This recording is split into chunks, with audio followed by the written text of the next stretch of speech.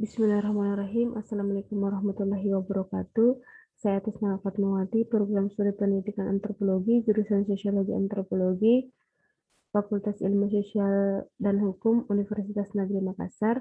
Pada kesempatan kali ini saya akan mempresentasikan hasil penelitian saya yang berjudul Dampak Objek Wisata terhadap Perekonomian Masyarakat di Kawasan Wisata Kampung Bambu, Desa Todok Bulia, Kecamatan Pantalili, Kabupaten Maros. Dengan pembimbing dan penguji yang terhormat pembimbing 1 Profesor Dr. Jumadi SPD MSI, yang terhormat pembimbing 2 Mubarak Dahlan SPD MPD, yang terhormat penguji 1 Dr. Andi Oktamaya Tenri Awaru MPD, yang terhormat penguji 2 Hasni SPD MPD. Selanjutnya bab 1 pendahuluan.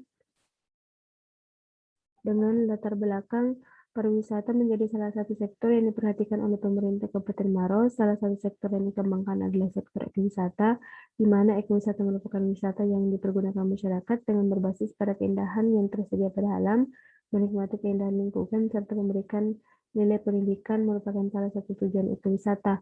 Kampung ekowisata di Desa Todok Bulia mengusung konsep tradisional dengan mengubah hutan bambu menjadi tempat wisata dengan melibatkan masyarakat lokal untuk berpartisipasi langsung sebagai manajemen pengelola. Kampung Bambu diresmikan pada tanggal 5 Juni 2018 di Desa Todok Bulia, Kecamatan Pantalili, Kabupaten Maros, dengan fasilitas yang terbuat dari bambu sehingga kesan tradisionalnya semakin kental. Adapun rumusan masalah pada penelitian ini, yang pertama, bagaimana masyarakat di dalam kawasan objek wisata Kampung Bambu, dan yang kedua, bagaimana dampak keberadaan objek wisata terhadap perekonomian masyarakat di kawasan wisata Kampung Bambu. Tujuan penelitian yang pertama untuk mengetahui masyarakat di dalam kawasan objek wisata Kampung Bambu, dan yang kedua untuk mengetahui bagaimana dampak keberadaan objek wisata terhadap perekonomian masyarakat di kawasan wisata Kampung Bambu. Adapun manfaat penelitian, yang pertama adalah manfaat teoritis. Penelitian ini diharapkan dapat memberikan masukan perkembangan ilmu pengetahuan terutama bagi penulis sendiri dan juga mahasiswa yang ingin mengadakan penelitian. Yang kedua adalah manfaat praktis sebagai bahan kajian sekaligus pelengkap informasi tentang bentuk objek wisata terhadap perekonomian masyarakat, dan diharapkan penelitian ini dapat menambah referensi pada masyarakat umumnya. Bab 2, Tinggian Pustaka dan Kerangka Konsep. Tinggian pustaka yang pertama adalah objek wisata. Objek wisata adalah segala sesuatu yang menjadi daya tarik bagi orang untuk mengunjungi suatu daerah tertentu. Dalam ilmu kepariwisataan, objek wisata merupakan segala sesuatu yang menarik dan bernilai untuk dikunjungi. Yang kedua adalah ekonomi masyarakat. Ekonomi masyarakat adalah segala kegiatan ekonomi dan upaya masyarakat untuk memenuhi kebutuhan hidupnya, yaitu sandang, pangan, papan, kesehatan, dan pendidikan. Yang ketiga adalah pariwisata. Pariwisata muncul di masyarakat sekitar abad ke-18, khususnya sudah revolusi industri di Inggris. Istilah pariwisata berasal dari dilaksanakannya kegiatan wisata, yaitu suatu aktivitas perubahan tempat tinggal sementara seseorang keluar tempat tinggalnya sehari-hari bersifat sementara dengan suatu alasan apapun kecuali melakukan kegiatan yang bisa menghasilkan upah atau gaji. Yang keempat adalah ekowisata.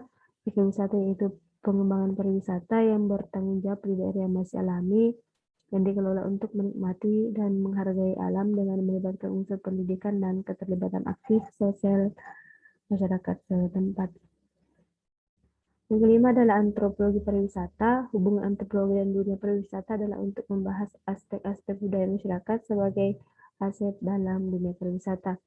Landasan teori yang dipakai pada penelitian ini adalah teori sistem pariwisata dari Mill dan Morrison pada tahun 1985 dengan mengembangkan sistem pariwisata model jaring laba-laba, di mana ada 4 subsistem yang terkandung di dalamnya, yaitu pasar, perjalanan, pemasaran, dan tujuan wisata.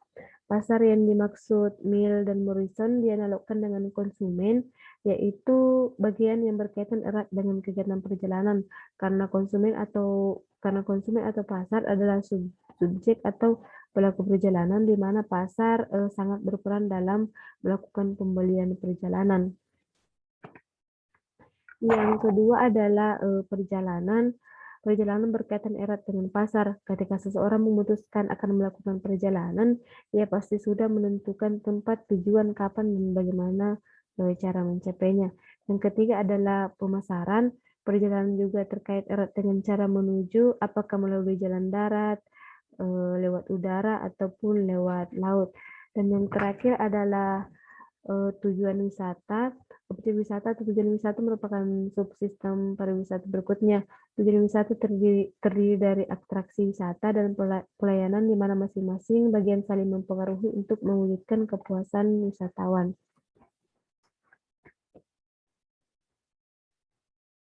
Selanjutnya, penelitian terdahulu yang menjadi acuan dari penelitian ini. Yang pertama dari Putri Rizky Delia tahun 2008, kontribusi kawasan wisata budaya Dayak terhadap tingkat pendapatan masyarakat Dusu Dayak, Kenya. Skripsi S1 Universitas Negeri Makassar. Yang kedua adalah Endang Kurniawati tahun 2014, dampak pariwisata Pantai Walur terhadap perekonomian masyarakat dalam etika bisnis Islam. Studi di Pekon Walur, Kecamatan Krui Selatan, Kabupaten Pesisir Barat, skripsi S1 Universitas Brawijaya Malang. Kerangka konsep pada penelitian ini, untuk lebih jelasnya, objek wisata Kampung Bambu terhadap masyarakat dan bagaimana masyarakat di dalam mengelola Kampung Bambu, bagaimana partisipasi masyarakat, bagaimana interaksi masyarakat terhadap wisatawan, dan bagaimana eksistensi objek wisata yang dikelola oleh masyarakat dan bagaimana masyarakat dapat mempertahankan eksistensinya.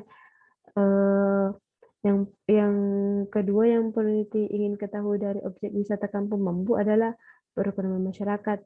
Bagaimana perekonomian masyarakat terhadap pendapatannya, terhadap pendapatan masyarakat, terhadap peluang kerja masyarakat, dan bagaimana peluang usahanya.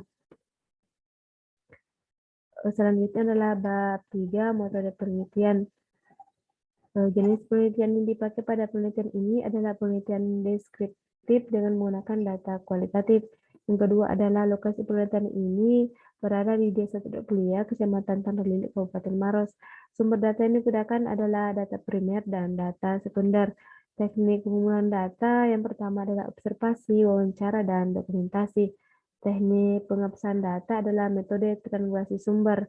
Dan terakhir, teknik analisis data. Dalam penelitian ini, teknik analisis data yang digunakan adalah teknik analisis data kualitatif. Selanjutnya adalah bab 4, hasil penelitian dan pembahasan. Hasil penelitian, 1. Letak geografis Kabupaten Maros. Maros merupakan sebuah kabupaten yang terletak di Provinsi Sulawesi Selatan, Indonesia. Kabupaten Maros terletak di bagian barat Sulawesi Selatan, di sebelah utara berbatasan dengan Kabupaten Mangkep, di sebelah selatan berbatasan dengan Kota Makassar, dan sebelah selatan Kabupaten Bone, di sebelah barat berbatasan dengan Selat Makassar. Asal mula kata Maros berasal dari bahasa Makassar, marusu yang diambil dari kata maru atau apak maru yang berarti madu, atau dalam bahasa Indonesia beberapa istri. Yang kedua adalah sejarah desa Todok Kuliah. Awal mula Todok Kuliah tidak terlepas dari cerita rakyat mengenai kampung bernama Pak Nakukang, di mana setiap pendatang yang berkunjung ke kampung tersebut akan merasa rindu untuk datang lagi, sehingga banyak di antaranya yang menetap. Pendatang yang menetap inilah yang mengambil kerabatnya untuk menetap di kampung tersebut, sehingga kampung tersebut tidak lagi disebut Pak Nakukang, melainkan dikenal Kampung Sabantang yang artinya saling mengait. Yang ketiga adalah keadaan penduduk desa Todok Kuliah. Jumlah penduduk di desa Todok Kuliah pada tahun 2020 berjumlah 2.827 orang dengan jenis kelamin laki-laki berjumlah 1.411 orang dan perempuan berjumlah 1.416 orang.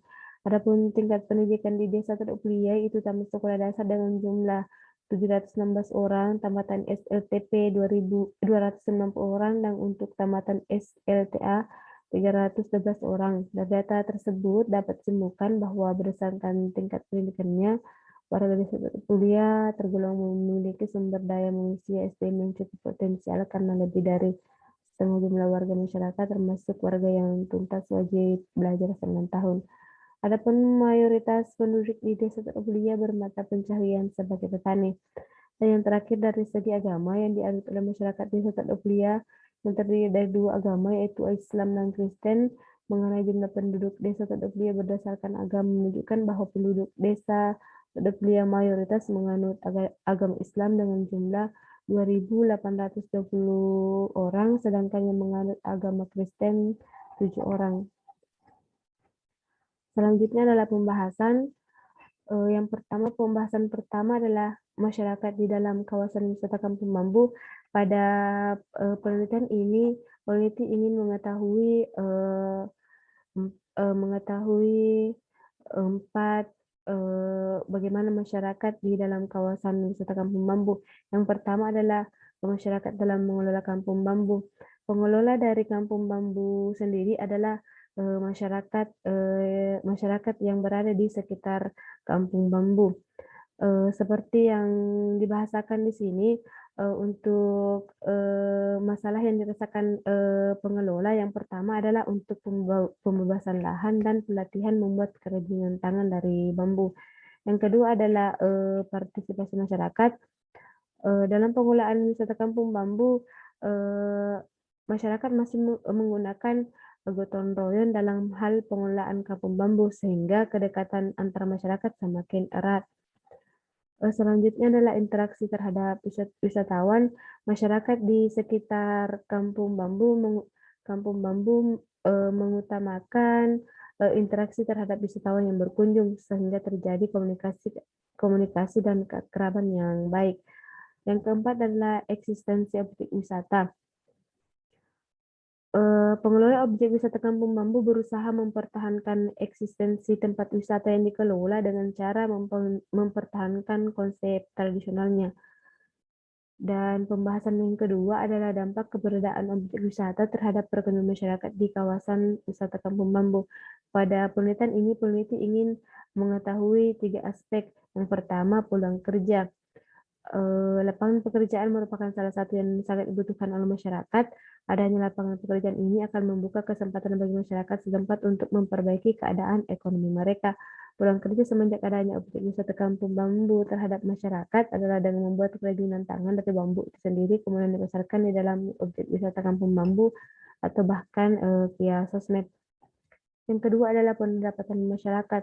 Objek wisata Kampung Bambu berdampak positif terhadap pendapatan masyarakat sehingga bisa membantu perekonomian secara mereka dengan cara berjualan di objek wisata Kampung Bambu dengan menjual aneka kue tradisional dengan aneka minuman. Dan yang ketiga adalah peluang usaha. Peluang usaha adalah sebuah ide bisnis, prospek, perencanaan, atau kesempatan lain untuk suatu usaha yang sedang dikembangkan atau akan dimulai.